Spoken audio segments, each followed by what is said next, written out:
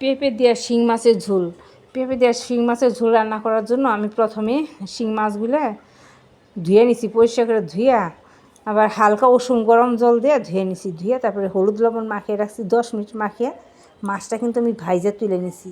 ভাইজা তুলে তারপর তেলে আমি ফোড়ন দিয়ে দিয়েছি জিরা ফোড়ন দিয়ে পেঁপেগুলো দিয়ে দিছি। পেঁপেগুলো কিন্তু একদম পাতলা করে একটু লম্বা লম্বা করে কাইটে নিছি।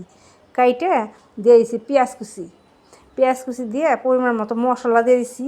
1 টেবিল চামচ জিরার গুঁড়া, 1 টেবিল চামচ ধনিয়ার গুঁড়া, পরিমাণ মতো হলুদ, পরিমাণ মতো লবণ আর কাঁচা লঙ্কা দিয়ে আমি কিন্তু পেঁপেটা ভালো করে কষিয়ে নিছি।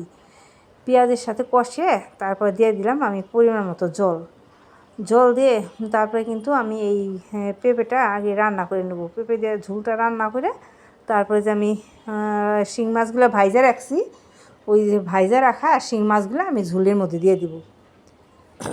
একদম ঝোলের মধ্যে দিয়ে পেঁপে দিয়ে এই শিং মাছের ঝোলটা আমি রান্না করব। যখন আমার পেঁপেটা প্রায় হালকা সিদ্ধ হয়ে গেছে তখন কিন্তু আমি শিং মাছগুলো দিয়ে দিলাম।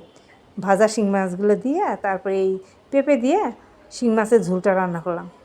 পেঁপে দিয়ে শিং মাছের ঝোল রান্না করে গরম ভাতের সাথে খেয়ে দেখবেন ভালো লাগবে, অনেক ভালো লাগবে। আর পেঁপে দিয়ে শিং মাছের ঝোল রান্না করলে কিন্তু খেতেও যত ভালো লাগে, দেখতেও ততই ভালো লাগে। একদম মাখা মাখা করে আমি এই ঝোলটা রান্না করলাম পেঁপে দিয়ে। আমার পেঁপে দিয়ে শিং মাছ ঝোল রান্না করার রেসিপিটা যদি ভালো লেগে থাকে পেজটি সাবস্ক্রাইব করে আমার ভিডিওতে একটা লাইক করবেন। আর এরকম পেঁপে দিয়ে শিং মাছের ঝোল রান্না করে খেয়ে দেখবেন ভালো লাগবে। আর এই শিং মাছের ঝোলটা কিন্তু বাচ্চাদের জন্য খুব উপকারী, আর বাচ্চা না বড়দের জন্য উপকারী। এই শিং মাছের ঝোল পেঁপে দিয়ে খেয়ে দেখবেন অনেক ভালো লাগবে।